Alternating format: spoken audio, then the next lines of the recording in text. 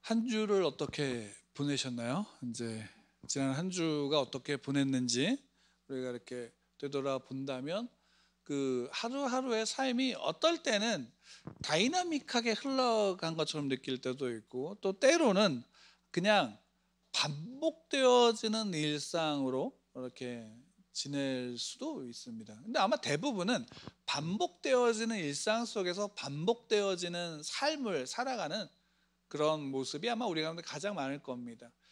그게 이제 이렇게 표현할 수 있죠. 평범한 삶을 살았다라고 할 수 있죠. 근데 대부분 이렇게 평범하게 살았다라고 생각을 하면 스스로가 어떻게 느끼냐면 잘 못 산 것 같은 느낌이 들지 않나요?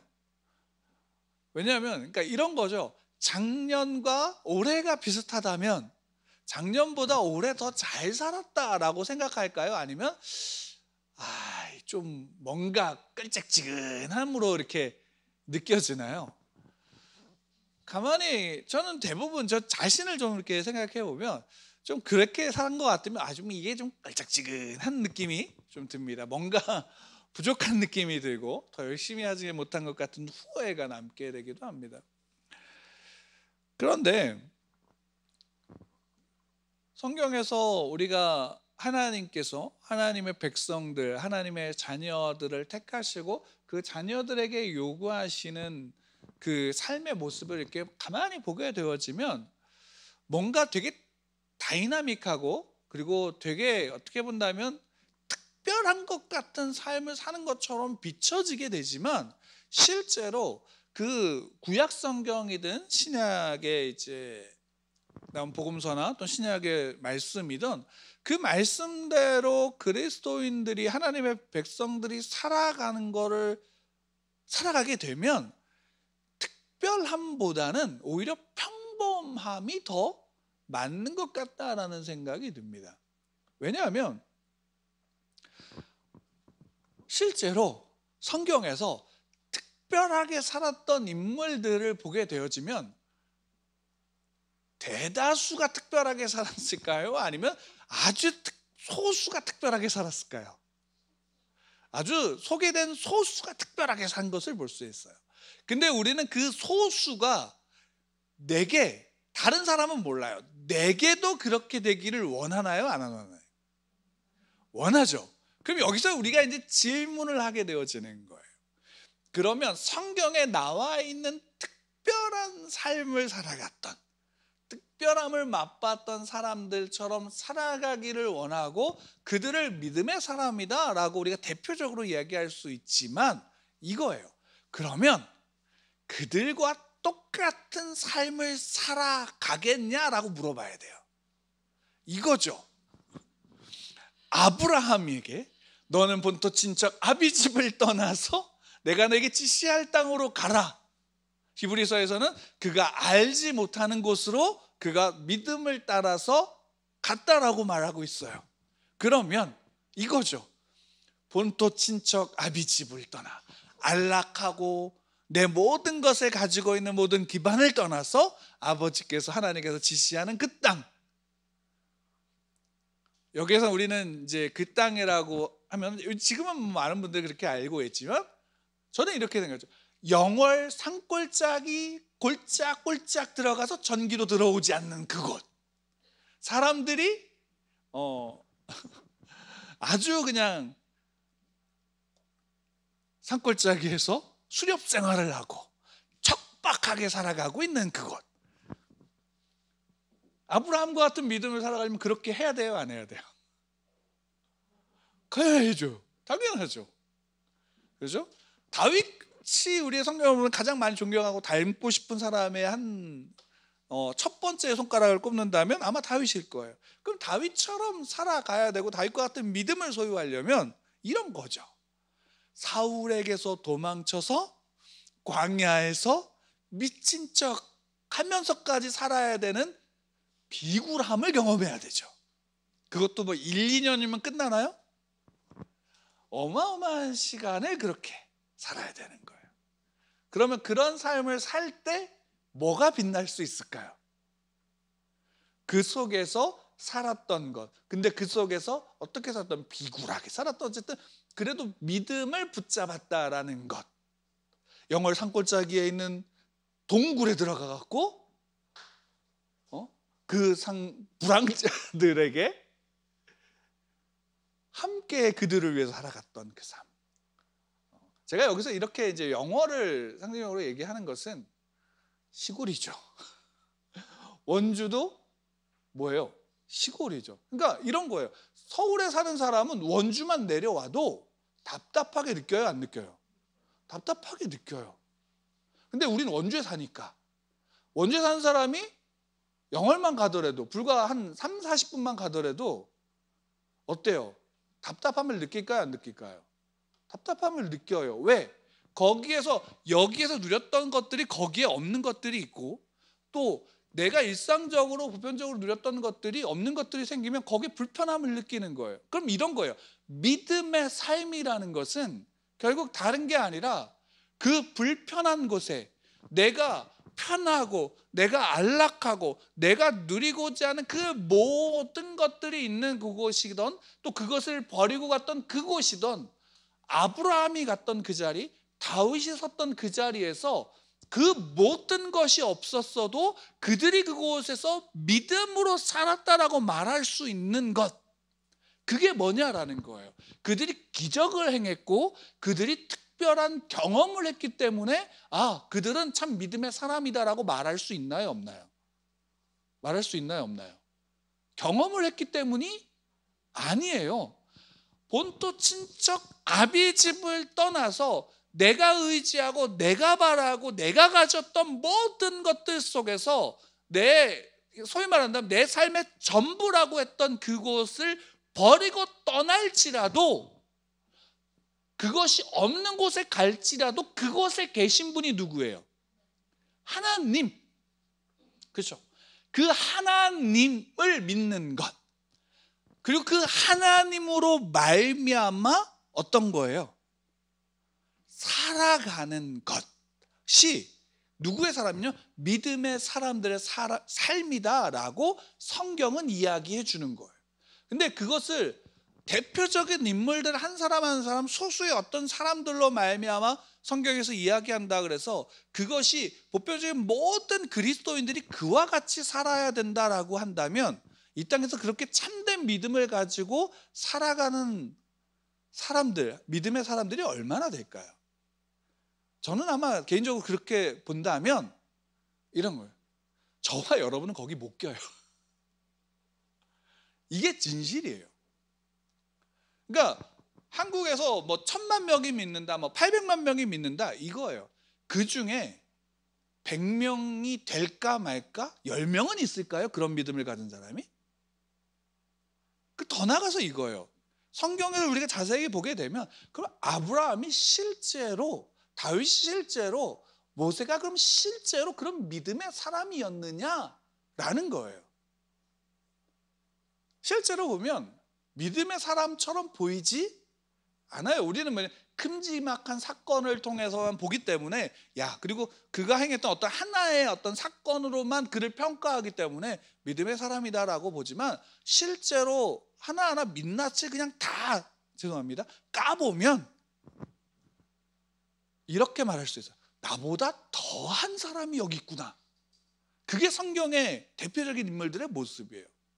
여러분, 자기의 충신의 아내를 뺏기 위해서 충신을 사지로 내몰아서 죽게 만드는 사람인가요? 여러분이? 아니잖아요. 그죠? 근데 다윗은 그러했던 사람인 거예요.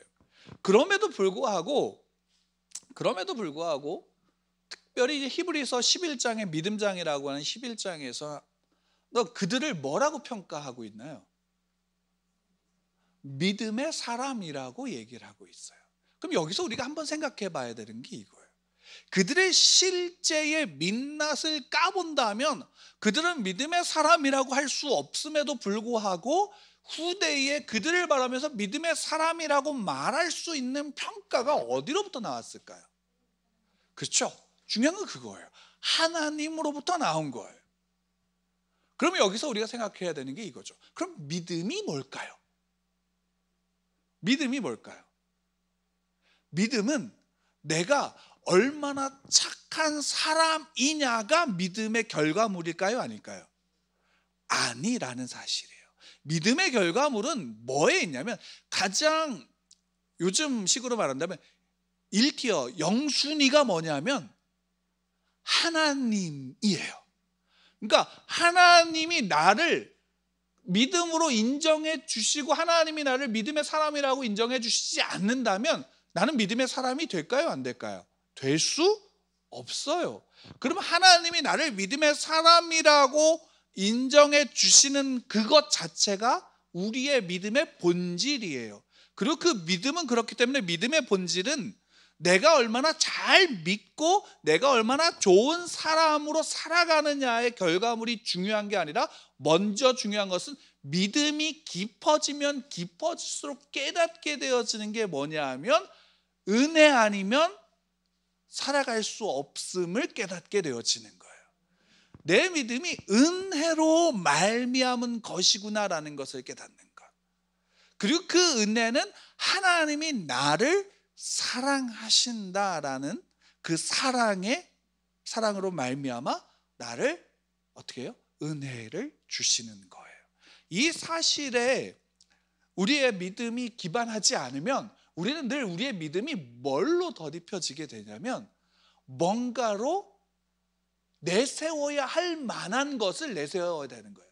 나 믿음이 이렇게 있다라는 것을 증명해야 되는 거예요. 스스로가. 그것이 어떨 때는 기적이라는 것으로 표현되어지죠. 또 때로는 어떤 것으로 표현되어지죠. 요즘 같은 시기에 좀 많이 범할 수 있는 게 뭐냐면 착해지는 것. 착해지는 것으로 말미암아 어떤 거를 표현해요? 나는 믿음이 있는 사람이야 라는 걸 표현하려고 해요. 여기서 우리가 좀 조심해야 되는 게 뭐냐면 착해지는다라는 것 자체를 무시하거나 그것이 없다라는 의미가 아니고 기적이 우리에게 필요 없다라는 말이 아니에요. 그 안에 먼저 된 것이 뭐냐는 거예요. 중심이 뭐냐라는 거예요. 믿음은 우리가 착해지는 것에 목적이 있는 게 아니라 믿음은 우리가 은혜를 깨닫게 하는 거예요. 그리고 그 은혜 안에 살게 하는 거예요. 이게 중요한 거예요. 왜 제가 이 말씀을 드리냐면 우리가 지난주에 함께 봤지만 이스라엘 안에 특히나 이제 초대 유대인들 안에 예수 그리스도를 믿는 믿음의 사람들이 생겨나게 되고 그 안에서 그들 무리가 함께 모이는 공동체가 생겨나요. 그러면 이 공동체를 우리가 뭐라고 지금은 부르냐면 교회라고 부르는 거예요. 근데 이 초대 사도행전에서 특별히 이 초기에 나타났던 공동체, 그 믿음의 사람들의 공동체 교회의 모습을 보면서 완벽한 교회로서 인식하기 때문에 그때로 돌아가야 된다라는 이야기를 하지만 실상 우리가 지난주에 함께 나누었지만 그 완전한 모습의 교회의 모습이 아니었던 거예요. 왜? 그들은 왜 그 안에서 자기들만의 유대교적인 신앙 안에서 그 예수 그리스도를 믿는 사람들을 유대교의 한 분파로 여겼고 본인들도 그렇게 여겼어요. 그래서 구원은 누구에게만 있냐면 유대인들에게만 있다라고 여겼는데 그것이 무너진 사건이 뭐예요?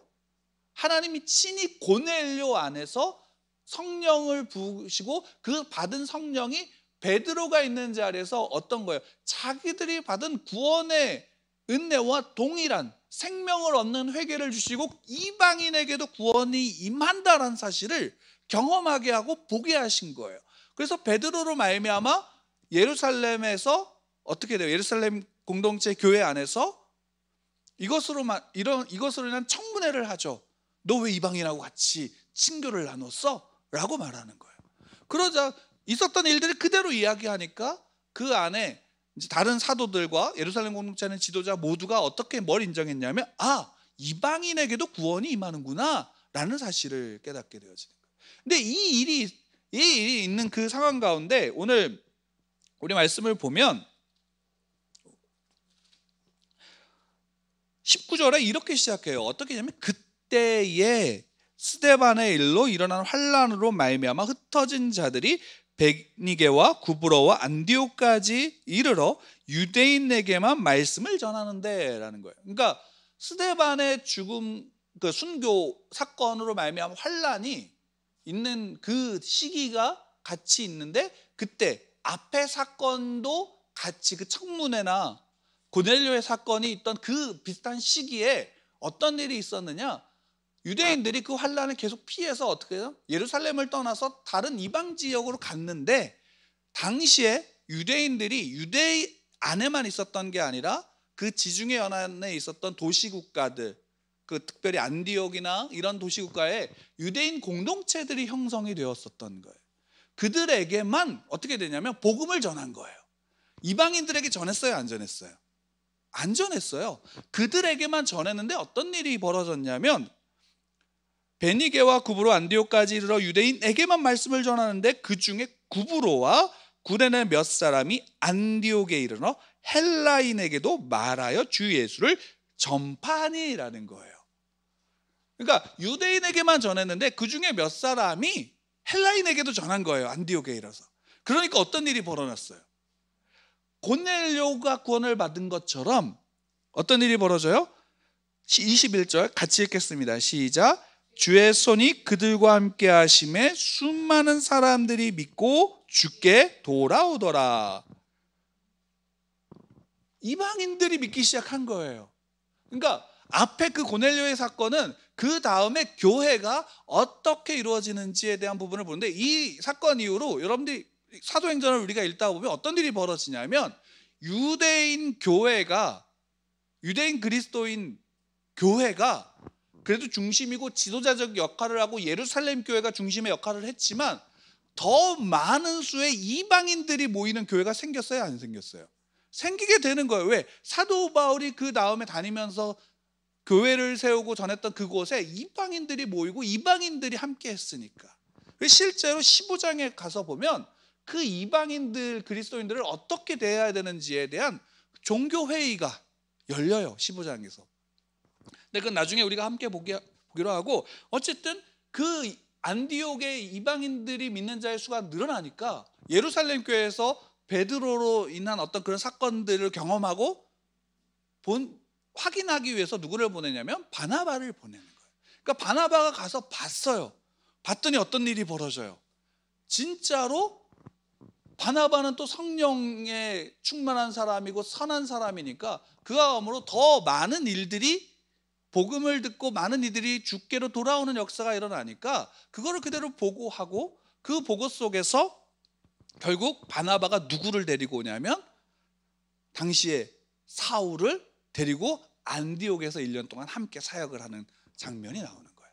근데 그 장면 속에서 26절에 마지막에 우리가 오늘 읽은 본문에서 보면 안디옥에서 비로소 그리스도인이라 일컬음을 받게 되었더라라고 이야기를 하고 있는 거예요.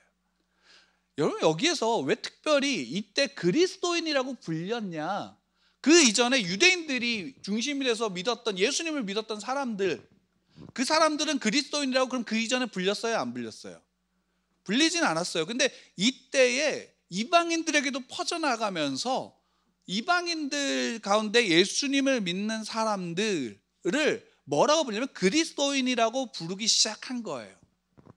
여기서 중요한 게 이거예요. 그리스도인이라는 그런 의미가 뭘까라는 거예요. 여러분들 아마 이 뜻을 모르시는 분은 아마 안 계실 거예요. 그리스도인, 오늘 말씀의 제목처럼 그리스도의 사람이라는 뜻이죠. 근데 중요한 건 뭐냐면 이게 단순하게 사람이라는, 그리스도의 사람이라는 의미보다 좀 더 어떤 의미를 가지고 있냐면 그리스도의 종이라는 의미를 가지고 있어요. 그리고 더 나아가서는 어떤 거냐면 우리 이제 그 직업을 이야기할 때 어떤 직업을 가지고 있는데 그 직업을 가진 사람들을 좀 낮추어 부를 때 어떻게 부르냐요? 뒤에 뭐라고 붙나요? 장인이나 이런 뜻이 아니라 쟁이라는 뜻이 붙죠. 말이 붙죠. 그러니까 예를 들어서 거짓말쟁이라고 하면 그 사람은 어떤 사람이에요? 거짓말만 하는 사람. 그리고 어떤 직업을 가지고 있는 사람들에 대해서 약간 이제 그 직업을 하찮게 부를 때도 뭐라 하면 무슨 쟁이 이런 식으로, 뭐 땜쟁이 이런 식으로 부르는 그런 어떤 직업적인 호칭과 같은 그런 의미를 가지고 있는 거예요.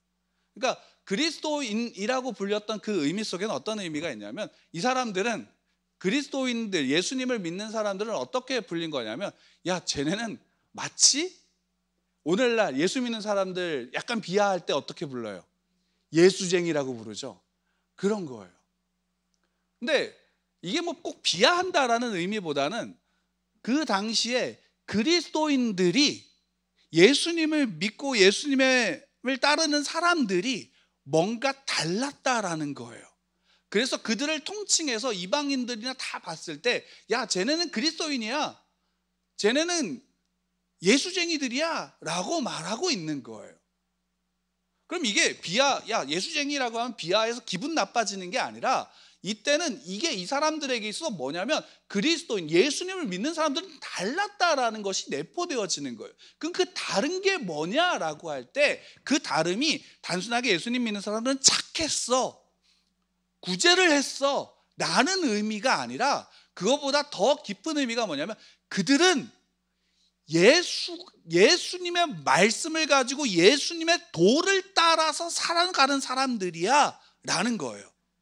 가장 간단하게 박영선 목사님이 이렇게 표현하셨는데 뭐냐면, 그 사람들은 법 없이도 살아가는 착한 사람들이야 라는 의미가 아니라, 그 사람들은 아무도 없는 데서도 하나님이 보고 계신데 라고 하며 살아가는 사람들이야 라는 의미예요. 이해가 되시죠? 아무도 없는데, 야, 하나님이 보신대, 쟤네 미친 거 아니야? 근데 거기서도 착한 일을 하네. 왜? 착한 일을 하는 이유가 뭐 때문이야? 하나님이 보신대, 하나님이 함께 하신대 라는 의미 때문이에요. 그럼 그들의 삶의 모든 것의 기준은 내가 착해지기 위한 것이 아니라 하나님이 함께 하시는 것, 예수 그리스도의 영이 그가 나와 함께 하심으로 말미암은 삶의 결과인 거예요. 우리는 그 결과만 보고 야, 이렇게 해야 돼 라는 것을 생각하는 게 아니라, 그 원인부터 그 모든 것이 하나님으로 말미암은 것이다 라는 사실이 거기에 담겨져 있는 거예요. 그래서 그리스도인이라 불린 거예요. 그러니까 실제로 그렇죠. 여러분, 종들을 보세요. 노예들을 보세요. 노예들은 자유의지가 없죠. 자유의지가 오직 어디에만 있어요? 주인에게만 있는 거예요. 그 주인의 의지를 따라가는 게 종인 거예요. 근데 여기 더 놀라운 건 뭔지 아세요? 그 바울 서신을 보게 되면 사도 바울이 항상 자기를 표현할 때 뭐라고 표현하냐면 둘로스라고 표현해요. 그게 노예라는 의미를 갖고 있는데, 종이라는 의미를 갖고 있는데, 그 의미는 뭐냐면 내가 자유의지가 전혀 없는 존재라는 표현이 아니라, 내가 내 삶의 모든 의지와 모든 것이 주께 있음을 고백하는 의미예요. 그런데 그 과정까지 그럼 어떻게 되어지냐? 내 삶의 신앙 속에서 믿음이 자라고 믿음이 깊어지고 그리스도인이 되면 될수록 어떤 일이 벌어지느냐? 이거예요. 은혜 아니면 살아갈 수가 없구나. 사도 바울이 그 노년에 이를 때 내가 죄인 중에 괴수라고 고백할 수밖에 없는 게 뭐예요? 그 은혜가 아니면 내가 설 수 없다라는 것이 그 믿음 안에서 점점 더 깊어지는 거예요.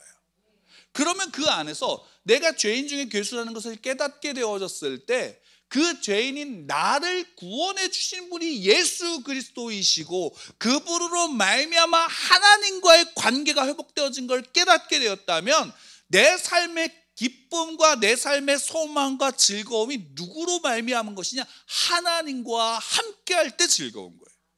하나님과 함께할 때 소망이 생기는 거예요. 하나님이 그래서 소망이 되심을 깨닫고 고백하게 되어지는 것, 그게 은혜가 아니면 될 수 있을까요? 아니에요. 그렇죠? 그러니까 기독교의 믿음은 내가 착해지는 것, 내가 특별해지는 게 아니라 내 삶 속에서 그리스도인으로서 내가 예수 그리스도의 은혜가 아니면 살아갈 수 없다는 사실을 깨닫고, 그러니까 우리가 믿음의 순교자들을 보면 그 순교자들의 그 순교의 결단은 뭐로부터 나오느냐? 단순해요. 나한테 하나님을 부인하게 하거나 하나님 없이 살아가라고 하는 것 자체가 오히려 이 땅에서 모든 것을 누리고 살아가는 것보다 난 차라리 죽는 게 더 낫다라는 것이에요. 그것을 버리는 것보다. 그래서 그 믿음으로 살아가는 거예요. 이게 우리의 믿음의 모습이에요. 근데 그 우리의 오해는 뭐에 생기냐면 착해지는 것, 뭔가 특별해지는 것에 내 믿음의 증거를 두려고 하고 그걸로 나의 믿음을 증명하려고 하기 때문에 어떤 일이 벌어져요? 세속화가 일어나는 거예요. 이게 우리가 뭘로 또 잘 알 수 있나요? 여러분, 레위기서를 보면 레위기서 참 읽기 어렵죠. 레위기서 보면 참 읽기 어려워요. 레위기서를 가만히 보게 돼서 1장부터 5장, 6장 이렇게 7장 이렇게 보면 특별히 이제 제사제도에 대해서 나오는데, 제사제도에서 보면 되게 재밌는 사실을 한 가지 알 수 있는 게 뭐냐면 제물을 바치잖아요. 뭐 다른 얘기는 안 하고 제물에 관련된 얘기만 할게요. 근데 제물을 바칠 때 왜 살아있는 생물을 바칠까요? 동물을. 뭐 때문일까요? 특별히 그거를 자세하게 얘기해 주는 게 이제 5장, 4장 후반부터 나오는 5장에 나오는 속죄제에 관련된 규례에서 그게 잘 이야기가 되고 있어요. 왜 그럴까요? 속죄할 때 필요한 게 뭐예요? 피죠. 피가 중요하죠. 그래서 돈 있는 사람은 소를, 그냥 보통의 평민들은 양을, 또는 그것도 좀 가난한 사람은 비둘기를. 비둘기까지 우리가 그러면 피가 있으니까 속죄할 때 쓸 수 있는 제물이라고 칠 수 있죠. 그런데 더 가난한 사람은 뭘 드려요? 인신제를 드려요? 아니, 성경에 어떻게 그런 얘기가. 더 가난한 사람은 뭘 드리냐면 곡식을 드려요. 소재를 드린다면, 곡식을 빤 가루를 드린다는 말이에요. 거기 피가 있어요? 피가 있나요? 그럼 뭘로 씻어요? 속죄할 때 자기 피를 그 피에다 짜갖고 인신을 해야 돼요? 그렇지 않나요? 그 소재를 뿌리라 그래요. 뭘까요? 하나님은 피 자체가 중요한 게 아닌 거예요. 물론 피가 아니면 우리의 죄를 씻을 수 없다라고 기록되어져 있지만 중요한 건 뭐예요? 드리는 자의 중심과 마음에, 그리고 그들의 상황과 처지 하나하나를 하나님이 어떻게 하시는 거예요? 아시는 거예요. 그게 뭐예요? 그러니까 그 속죄 자체가 피 때문에 속죄가 되는 게 아니라 은혜인 거예요. 그 은혜라고요. 우리는 그 은혜를 모르면 내 믿음은 헛것이에요. 그러니까 믿음으로 말미암아 의롭게 되어진다라는 것은 그 믿음으로 말미암아 하나님의 은혜를 깨닫게 되어지는 거예요. 은혜를 보고 그 은혜 안에서 살아가는 자. 그래서 그 속에서 하나님과의 관계 속에서, 회복된 관계 속에서 하나님이 내 아버지이심을 깨닫게 되었어요. 그래서 하나님을 사랑하고 하나님의 자비 안에서 살아가는 자. 하나님이 나를 보시기에 하나님이 내게 말씀하신 것, 하나님이 이렇게 말씀하신 것, 내 이웃을 내 몸과 같이 사랑하라고 할 때 이웃에 대해서 내 것을 퍼줄 수 있는 은혜. 내가 착해서가 아니라 하나님이 보고 계시고 하나님이 함께 하시며 하나님으로 말미암은 것. 그래서 하나님이 소망이 되시는 것. 내 이 땅에 모든 것이 없더라도 나는 하나님으로 말미암아 기뻐하였어. 그래서 소유리 문답 제1문에 사람의 제일 되는 목적은 하나님을 영화롭게 하고 그분을 영원토록 즐거워하는 것. 하나님을 즐거워하는 것. 이게 성도, 그리스도인 됨의 의미고 그리스도의 사람들의 모습이에요. 근데 우리가 이 땅에서 우리는 그 은혜를 누리고 있는가에 대한 질문을 하게 되는 거예요. 그리고 또 그것 속에서 실제로 그러면 참 삶이 단순하면 좋겠는데 평범한 삶일수록 단순한 게 아니라 여러 가지 질문과 여러 가지 상황에 부딪혀요, 안 부딪혀요? 특별하게 어떤 순간이 와요. 그 특별한 순간이 오늘날 전 세계적으로 임한 게 코로나19 속에서 이 팬데믹 상황 속에서 부딪히게 된 게 뭐예요? 하나님을 예배하러 가야 돼. 공동체 안에 속해서 함께 모여서 예배해야 돼. 근데 지금 상황이 이러네? 어떻게 해야 되지? 라는 그 상황 속에서 우리의 중심이 하나님께 있고 하나님의 말씀 속에서 무엇이 옳은지 그른지에 대한 부분들을 고민하고 판단하면서 그 중심에 하나님이 보시기 때문에 그리스도라면 어떻게 하실지를 묻고 나아가는 게 그리스도인이에요.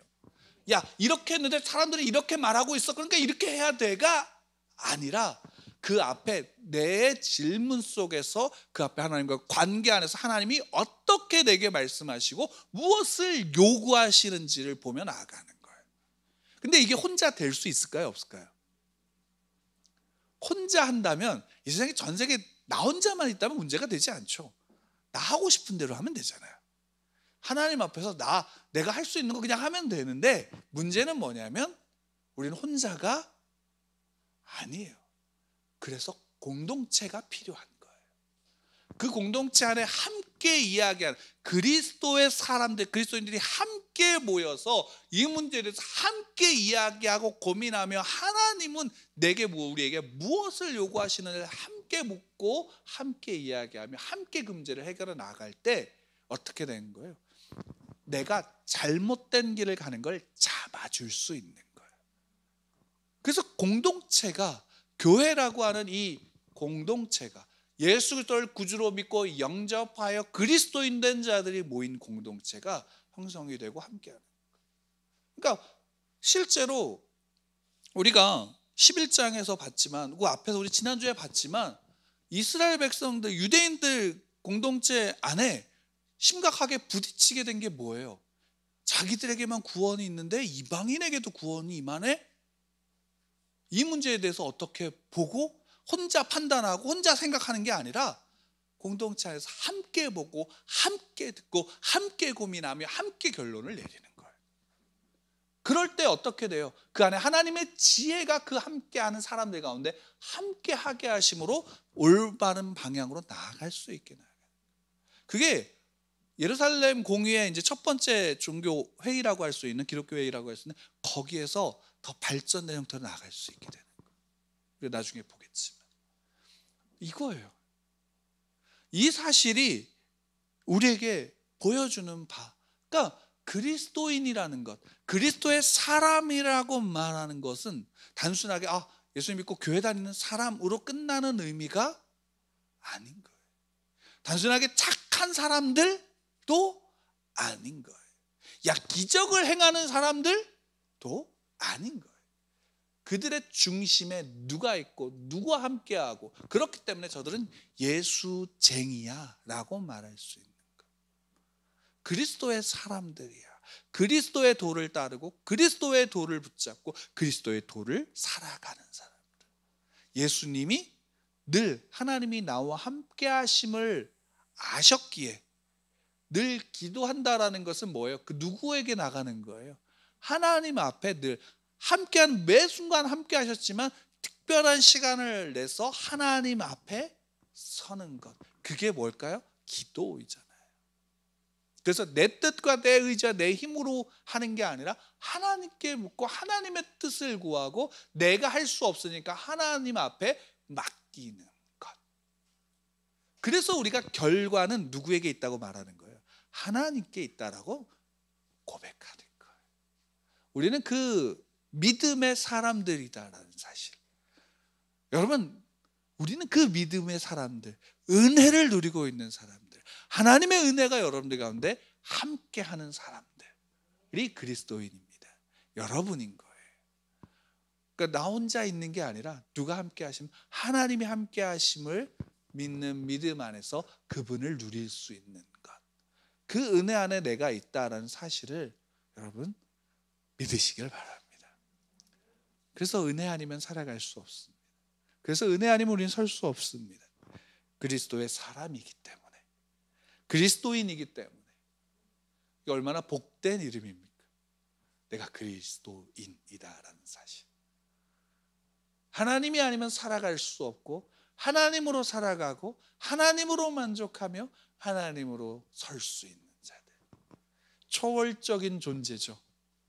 그래서 어떤 분은 이야기합니다. 그리스도인은 제3의 종족이라고.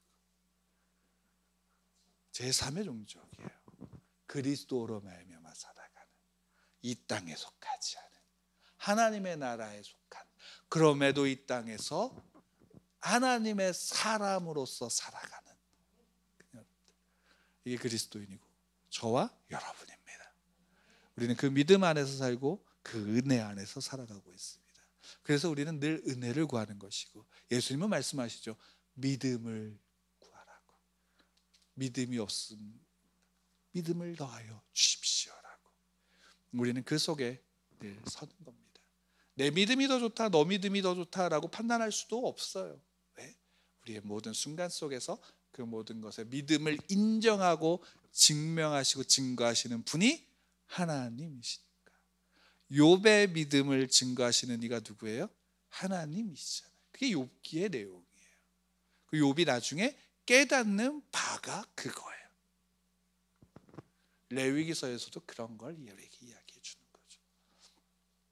여러분, 그 은혜를 누리시길 원합니다. 저도 누리고 여러분도 누리고 함께 누리며 함께 그렇게 예배하는 공동체, 함께 은혜를 누리는 공동체가 우리의 교회가 되길 원합니다. 그래서 우리 함께 이 시간 그 믿음을 가지고 기도하길 원합니다.